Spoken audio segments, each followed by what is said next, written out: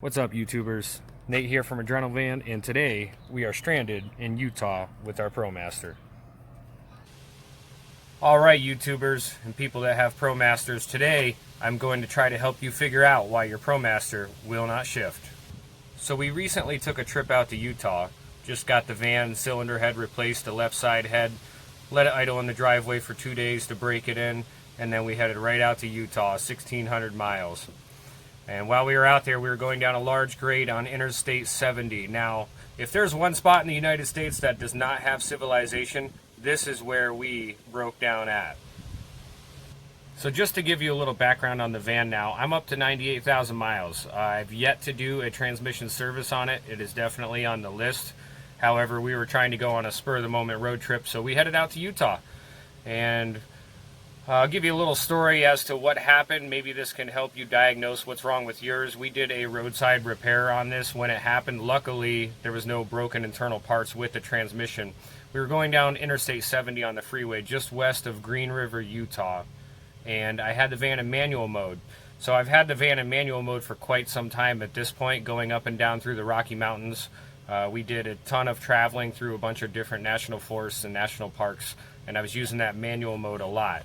If you do have a Promaster, you know how frustrating it can be if you have it in automatic mode going down the freeway and it just wants to always shift up to 6th gear and stay there.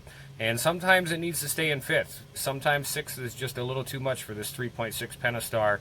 It likes to rev out to make its power, and when it's at low RPM, it has a hard time getting up hills. So that manual mode's kind of nice to use. So going down the hill, I had it in automatic mode originally, and then I switched over to the manual mode to use the engine braking. It was in 3rd gear at the time, and it was revving about 4,500 RPMs. I made it about halfway down the grade, and while I still had the gear selector over in manual mode, the screen on the dash was showing up as automatic. It said drive. It just defaulted over to drive. So then I'm hitting the gas going down the hill, and the van is just revving out like it's not going anywhere. At this point, we were accelerating. It's almost like the torque converter clutch kicked in, and we were just coasting. But when I got to the bottom of the hill, I noticed that it was still in 3rd gear. So I pulled over on the side of the freeway. We let the van idle for a minute. I didn't know if maybe something in the transmission overheated. I got a trouble code at the same time as well. So what we did is checked the trouble code on the side of the freeway. So as we checked the diagnostic trouble codes on the side of the freeway, I got a P1745, which is a transmission code. I was able to read it with a normal code reader, like an AutoZone 1 $40 code reader. P1745 code is an informational code to inform the technician that the transmission has been operating in an open loop line pressure control for 2,000 miles or 1,000 second to third upshifts resulting from a line pressure diagnostic trouble code. The transmission is not designed to operate in open loop line pressure control for an extended period of time. This code is intended to protect the transmission. If the P1745 code sets, the transmission controller will place the transmission into limp mode. And that's exactly what happened to us. We were in 3rd gear.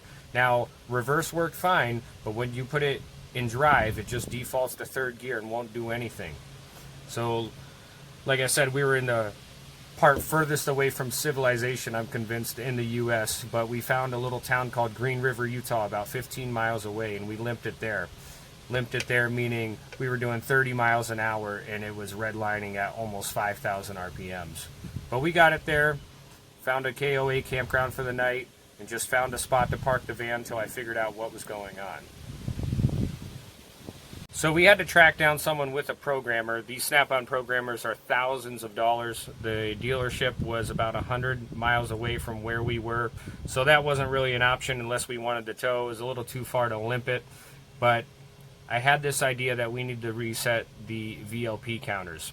So I talked to a guy named Joe out of Price, Utah. Joe, if you're listening, thank you for saving us, saving our trip.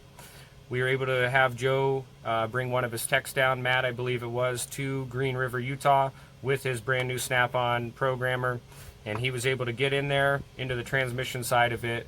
And all he had to do was reset all the counters in the VLP. Next thing you know, we start up the van out of limp mode. Everything's running fine. It was just timed out. It's one of those safety things, I guess, where they're trying to preserve the transmission, but at the same time, you get stuck somewhere, or could get stuck somewhere because of it, because of this limp mode. Ours just happened to be way out in the middle of nowhere. I have heard stories of people putting a new transmission control module in to get rid of this diagnostic trouble code P1745. However, I don't believe it's needed. The only thing I needed to do was have them reset it, and then we were good to go. So if you see some videos on YouTube about people buying a new computer or replacing it, or a dealer wanting to replace your computer, just kind of do your own research. I got mine with a Snap-on programmer. Luckily, I was able to get back on the road. No internal broken parts, no nothing. So luckily, this is one of those kind of easy fixes. Hopefully it helps you out in a jam. If you have this check engine code P1745, just realize that there is no other way to reset it. It is a dealer reset item or a Snap-on programmer type reset item. You can't do it with a normal code reader, and you can't do it by disconnecting the battery or anything like that. It's locked in there until you clear that memory. So if you're trying something else, probably not going to work. So the only reason I started doing videos like this is because I was running into these problems and I was having trouble finding the answers online to it, including on YouTube videos. There's some out there, but just not anything I was really looking for. If you do want to see more videos like this, please like and subscribe, comment down below, and stay tuned for the next one.